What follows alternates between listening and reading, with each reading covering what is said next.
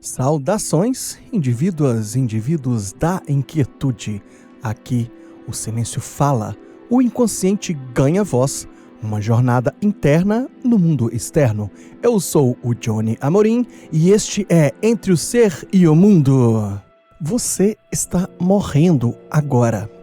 E não é uma metáfora. Cada segundo que passa é uma pequena remoção do seu tempo no mundo. Sim, um corte. O ponteiro do relógio não avança, ele corta. Cada tique é uma lâmina invisível que separa o que você ainda pode viver do que já não existe mais. E a cada respiração, o ar que entra é também o ar que nunca mais voltará a passar pelos seus pulmões. Vivemos como se houvesse um contrato secreto com a eternidade, como se a morte fosse um rumor distante. Mas a morte não está no futuro. Ela é o processo presente. Desde o momento em que nascemos, caminhamos para ela. Tempus fugit, como diria o poeta romano Virgílio. O tempo foge ou o tempo voa. A pergunta, na verdade, é simples, mas desconfortável. Você vive como alguém que sabe que vai morrer ou como quem, entre aspas, secretamente acredita que é imortal? Hoje aqui vamos pensar a morte não como inimiga, mas como um maestro severo, mas também aquele que nos lembra do que estamos desperdiçando. E talvez você perceba que falar sobre a morte é falar de vida. Isto posto, agora vamos ao episódio de hoje.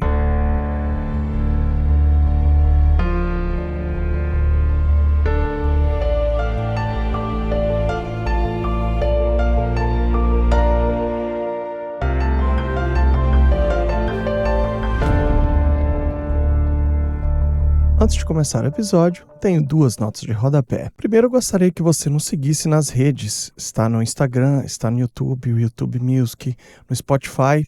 Que comente, que compartilhe com os amigos. Isso é de grande valia para a gente. Assim nos tornamos mais relevantes na rede. Vocês sabem como isso funciona. A segunda nota é que este assunto será dividido em 2 episódios. Então será o 15 e o 16. A palavra morte vem do latim mors, que significa cessar, interromper, acabar. Mas no grego antigo, Thanatos não era apenas o fim, era também uma figura mitológica. Veja o irmão gêmeo do sono, do Hypnos. Era aquele que chegava sem violência, apenas levando o que já não podia permanecer.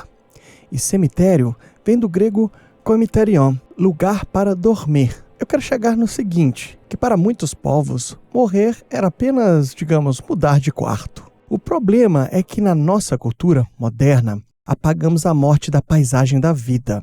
Ela não mora mais nas casas, não participa das refeições, não senta à mesa no fim do dia. Alguns devem se lembrar disso, que no passado, velórios eram na sala de estar. Hoje, terceirizamos o luto, como se a morte fosse algo sujo demais para tocar. Mas é justamente essa negação que nos torna mais frágeis diante dela. Vamos pensar em alguns temas humanos. Amor, política, poder, sexo. A morte é o último tabu absoluto. Falamos dela apenas quando forçadamente somos empurrados por uma tragédia. E mesmo assim, vestimos a conversa de eufemismos. Partiu, descansou, foi para um lugar melhor. A dor parece insuportável, não é? Só de imaginar. Como se a morte fosse uma viagem que evitamos nomear. Tememos até que a mais simples menção a ela já seja um convite para embarcar. Mas ignorar a morte não a impede de chegar. Pelo contrário, ela se aproxima em silêncio enquanto fingimos que não a vemos. O que vamos explorar hoje é a possibilidade de virar o jogo. Em vez de fugir dela, vamos encará-la de frente. Olhar para a morte como uma chave para compreender a vida e focar no que realmente importa. E para isso vamos caminhar por 4 trilhas filosóficas diferentes. Com Spinoza, veremos a serenidade de aceitar a morte como parte da ordem natural. Com Sêneca, a morte já está na sala, sentada no relógio. E o que vamos fazer com esta presença? Com Heidegger, descobriremos que encarar a finitude é viver com autenticidade. E com Nietzsche, aprendemos a afirmar a vida diante de um fim inevitável. No caminho, vamos mergulhar também na psicologia do luto, nas fases descritas por Elizabeth Kubler-Ross e nas tradições culturais que celebram a morte e nos rituais que dão forma ao adeus. E você deve ter percebido que pareceu que fiz 2 introduções, que o episódio parece estar começando de fato agora. Foi intencional da minha parte, pois eu queria trazer uma espécie de preparo para tocar nesse assunto tão delicado para a humanidade. Então, vamos lá, Spinoza.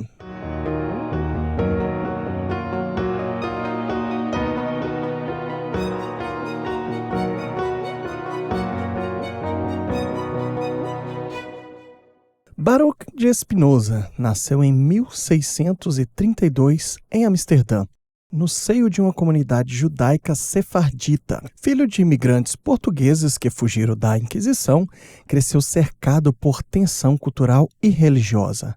Mas Spinoza não seguiu o caminho do dogma. Pelo contrário, aos 24 anos foi excomungado por heresia, acusado de questionar a visão tradicional de Deus, alma e sim, da própria morte. Na sua obra-prima Ética, ele propõe algo bem diferente para sua época. Deus e a natureza são a mesma coisa. Deus se vê natura. A morte, portanto, não é uma punição ou um fim no sentido moral. É apenas uma transformação no ciclo infinito da natureza.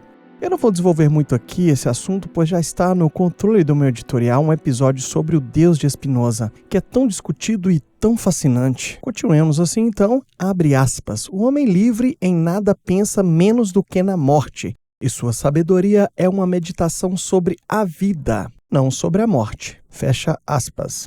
Essa frase que parece simples é uma revolução silenciosa. Ela quer dizer que quanto mais entendemos a natureza, menos tememos o fim.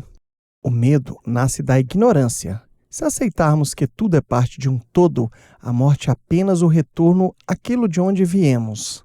Na perspectiva de Spinoza, o medo da morte é como um ruído que nos impede de ouvir a melodia da vida. Imagine uma música linda tocando, mas há aquele chiado de fundo constante. Você se esforça para ouvir a melodia, mas está sempre distraído pelo ruído. Esse ruído é o medo, e ele rouba a plenitude do presente. A serenidade que Spinoza propõe não é indiferença nem frieza, é a tranquilidade de quem vê a vida como um fluxo inevitável, onde cada coisa ocupa seu lugar, inclusive a morte. Para ele, viver é afirmar a essência, agir segundo nossa natureza, desenvolver nossa potência de existir, ou seja, o conatos. Quando vivemos assim, a morte deixa de ser ameaça e se torna apenas uma pausa no ritmo da natureza. Agora, eu pessoalmente dizer que é fácil? Não. Mas é transformar essa realidade a nosso favor. Eu deixo a seguinte reflexão. Se a morte é natural como o nascer do sol, que a tratamos como uma catástrofe pessoal, e o que mudaria se aceitássemos a morte como parte da beleza e da ordem do mundo? Pense.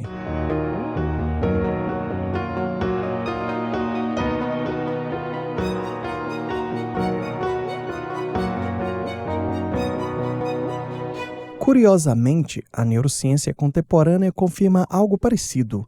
Estudos sobre o Terror Management Theory, a TMT, traduzindo aqui a gestão da teoria do terror, mostram que quando confrontamos a ideia da morte, tendemos a buscar símbolos de permanência, seja religião, seja fama, seja legado. Mas Spinoza propõe o oposto. Não precisamos fugir da morte para encontrar sentido. Precisamos viver tão plenamente que a morte não seja uma ameaça àquilo que somos. Spinoza entra como um cirurgião do medo. Ele diria, o terror da morte é uma tristeza que nasce daquilo que não controlamos, e que a saída não é cultivar coragem teatral, é entender. Quando entendemos a ordem das coisas, o medo perde o cenário. Em bom português, viver bem ocupa a mente, e o fim perde a pose. Sêneca diz que a vida é suficientemente longa, desde que o indivíduo pare de doá-la a qualquer um, a qualquer coisa, assim como não fazemos com dinheiro. Damos muito valor e não saímos distribuindo por aí. Serenidade, para Sêneca, é usar cada dia como quem sabe o preço. E já veremos que Sêneca dá o treino. Revisar o dia, escolher o que cabe numa vida finita. E Spinoza dá o motor, transformar a ansiedade em firmeza e generosidade. No encontro dos dois, a morte vira a régua, corta o supérfluo, preserva o essencial, e serenidade deixa de ser silêncio bonito e vira prática diária. Eu vou deixar aqui uma reflexão. Você acha que a sociedade poderia existir sem o medo da morte? Ou será que sem ele voltaríamos ao caos primitivo? Essa resposta eu vou completar ao final, no segundo episódio. É um conceito inimaginável, pelo menos para mim, de um filósofo que vou retratar como um conteúdo extra, digamos. Mas agora, vamos partir para Sêneca.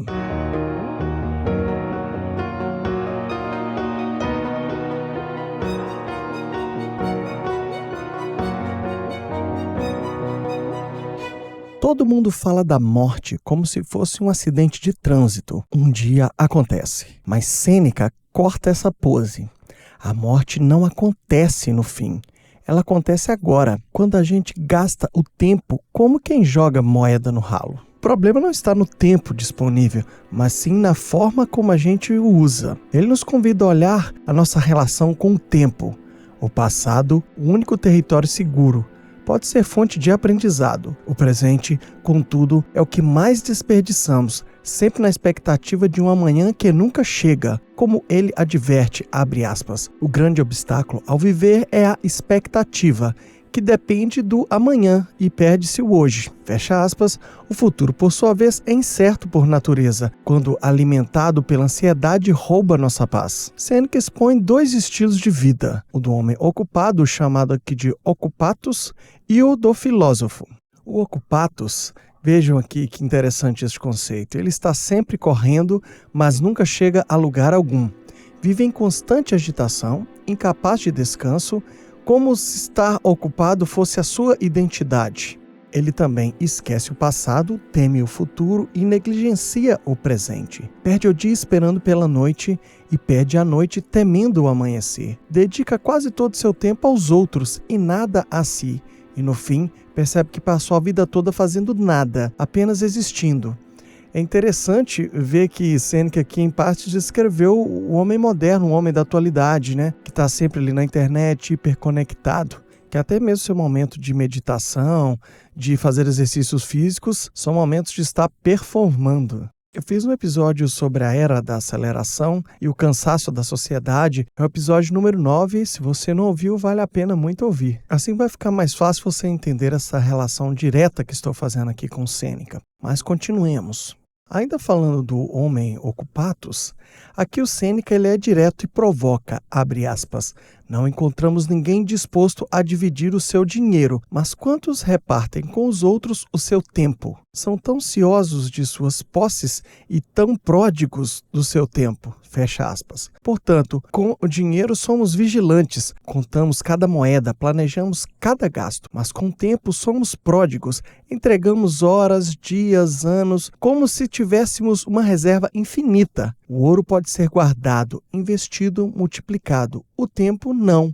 Vejam como é irônico tratarmos assim o nosso tempo, a nossa vida dessa forma. O tempo não se acumula, não se guarda e não retorna. E como lembra Sêneca, abre aspas, o tempo é a única coisa que é impossível de devolver. Fecha aspas. O mais trágico é que não sentimos a sua perda, pois não vemos seu estoque diminuir. Ele se esvai em um silêncio invisível até que já não resta mais nada. Já o homem filósofo, por outro lado, ele cultiva o verdadeiro ócio, o ótium. Não é preguiça, mas espaço interior e tempo livre dedicados ao pensamento, à filosofia e ao cultivo da alma. No ócio, vive-se em equilíbrio. O passado é lembrado para aprender, o presente é vivido intensamente e o futuro é antecipado sem medo. Então este indivíduo expande sua vida ao dialogar com os grandes mestres de todas as épocas, aprendendo não apenas a viver, mas também a morrer. Então Sêneca lembra, viver bem exige reservar tempo para si. E conclui, não é que a vida seja curta, mas que nós a tornamos curta.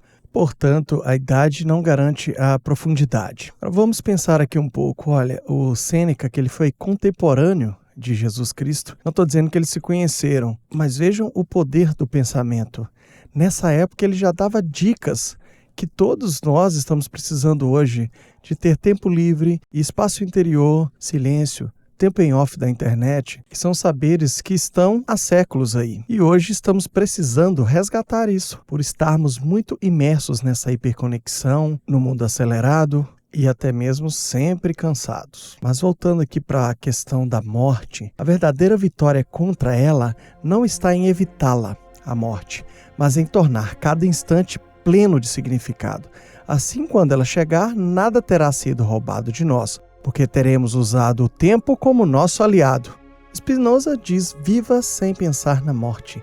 Sêneca responde: não é que tenhamos pouco tempo, é que desperdiçamos muito. Mas então chega Heidegger e desmonta a mesa. Para ele, não basta ignorar o medo, nem usá-lo como ferramenta política. É preciso encarar a morte de frente, porque é ela que nos revela quem realmente somos. E eu deixo a seguinte reflexão: você está usando o medo da morte como impulso para construir ou está permitindo que ela dite quem você é? Pense.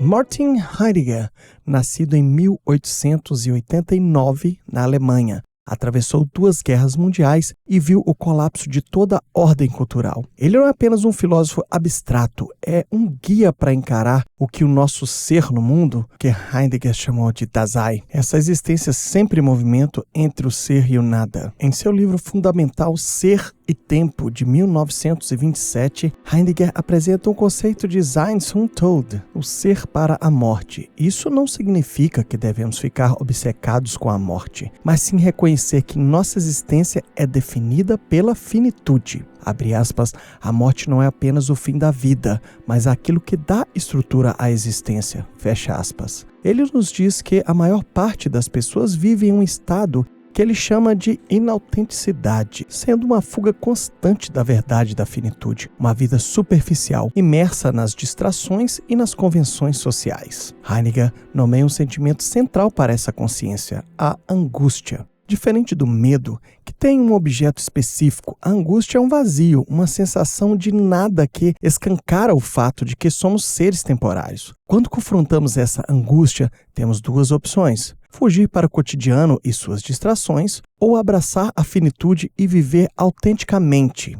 Abrindo um parêntese aqui, eu inclusive já indico a audição do episódio sobre angústia e o vazio existencial. Está valendo muito a pena aí, quem não ouviu, é o episódio 10. Continuemos. Viver autenticamente para Heidegger significa assumir a sua própria mortalidade para viver com profundidade e responsabilidade. Você vive como quem sabe que vai morrer? Essa é a pergunta que Heidegger nos lança, não como provocação, mas como um chamado urgente. Quantas vezes você já fingiu que a morte era um problema dos outros? Quantas vezes adiou decisões, encontros, sonhos, porque o tempo parecia infinito?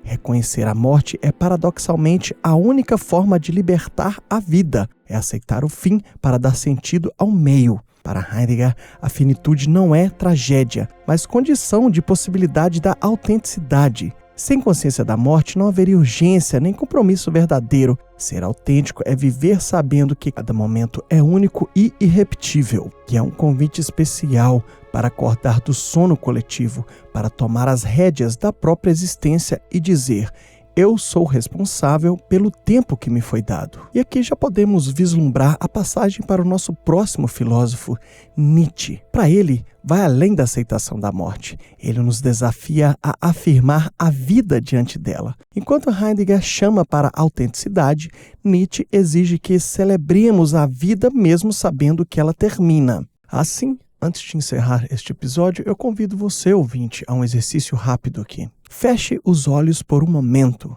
Imagine que sabe exatamente quanto tempo lhe resta. Como mudaria o seu modo de viver? Quais escolhas você faria diferentes? Pense.